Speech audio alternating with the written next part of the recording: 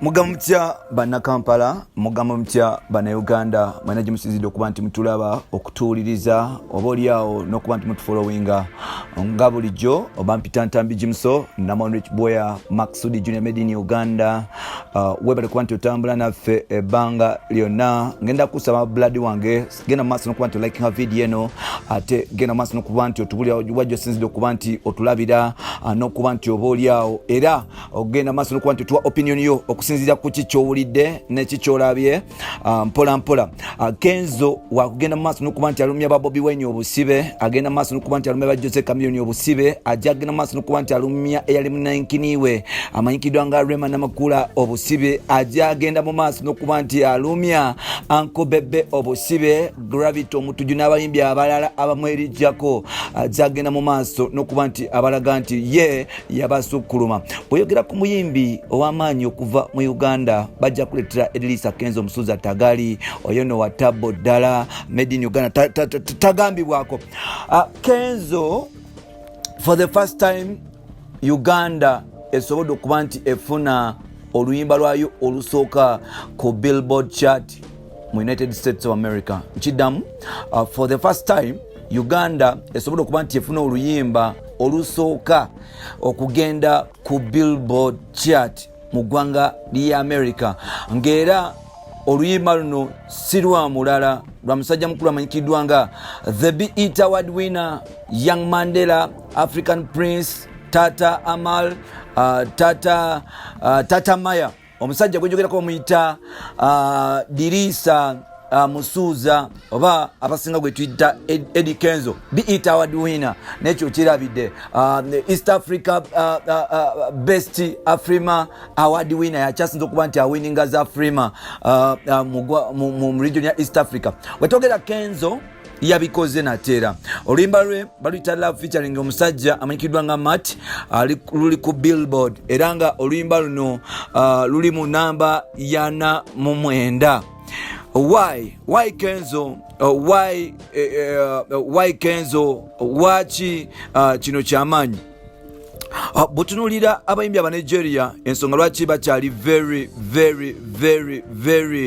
far compared to other African artists because balina ekintu kye bakola ekyenjawulo ku balala. Nti olwaleero abayimbi bangi abayimbye naye even Wizkid okufuna oluyimba lwe olwasooka okugenda ku Billboard yalukola ne baluyita Essence, yalukola ne mukyala mukulu amanyikiddwa nga Thames. Oluyimba olwasooka okugenda ku Billboard mu nnyimba za Wizkid zokka. Oluyimba olwokugenda ku Billboard kyamuleetera emirimu mingi, kyamuleetera n'okuba nti awininga okubeera nominated mu Grammy, okuwininga zi BET ez'enjawulo nga category si y'Abafirika n'okukola ebintu eby'enjawulo. So far nga bwe twafuna Eddy Kenzo Musuza ku luyimba lwe olwasitalose olwasooka okuba nti luleeta award ya BET mu East Africa, then to Deco Rayvanny okuva e Tanzania. Kenzo ye muyimbi wa East Africa asobodde okuba nti afuna oluyimba okubeera mu shortlisted mu ku Billboard chart, ku Billboard list. Okitegedde nti kino gwoyinza okiraba ng'ekya bulijjo oyinza okulowooza nti ze countdown za radio yo nga Galaxy FM Hot 7 at 7. No, bino sibya MTV. This is Billboard, eggwanga lya America. Ekitegeeza nti oluyimba lwa Kenzo zizimu ku nnyimba 10 ezitasinza okuba nti ziweebwa amatu mu nsi yonna. Oluyimba luno luli mu namba ya 49. Ekitegeeza nti Kenzo ali omu ku bayimbi 5 abakyasinza okubeera abakabi sawa zino twogerera mu nsi yonna.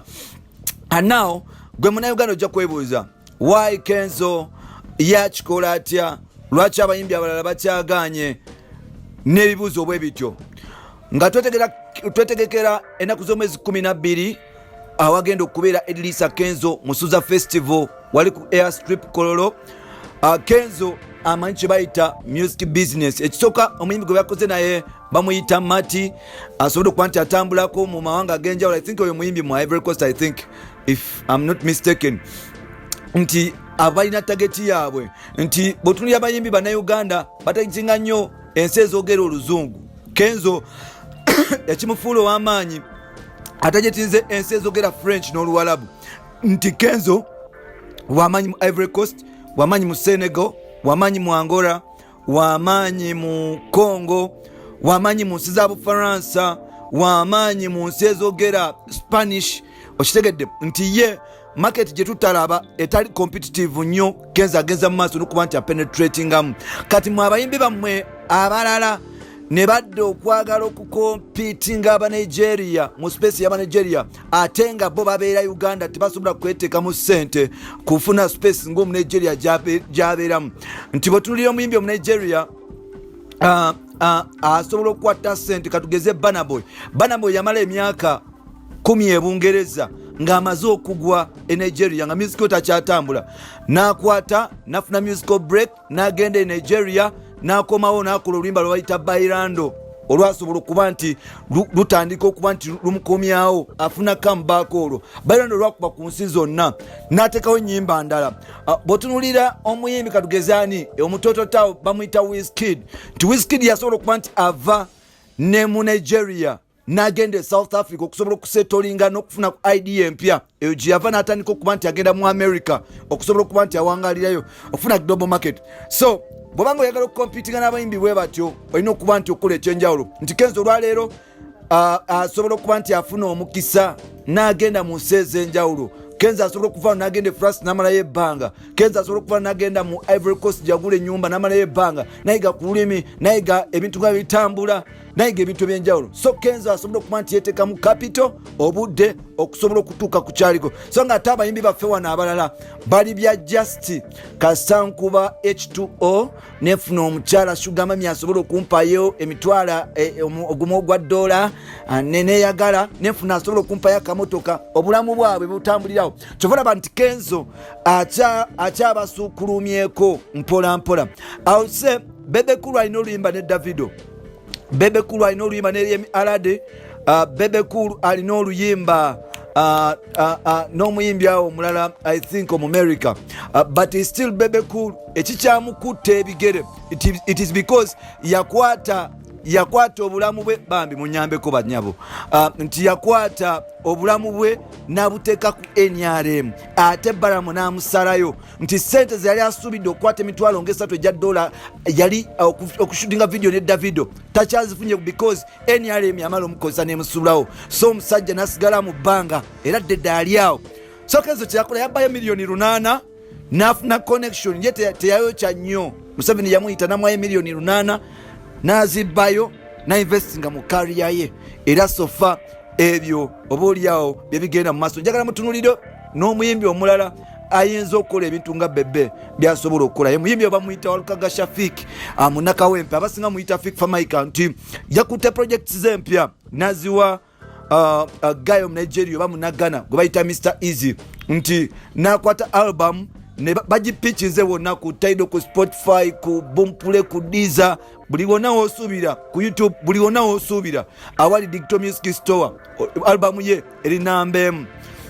So ekyo kigenda muwa chance okubeera nti akeberwako abayimbi okuva mu nsi yonna. One, kamalize nga maliza bwe nti sofa Kenzo, Fik Famaika and Big Trill. Big Trill alina oluyimba Nation Po. Big Trill yakoze collab ne Cardi B.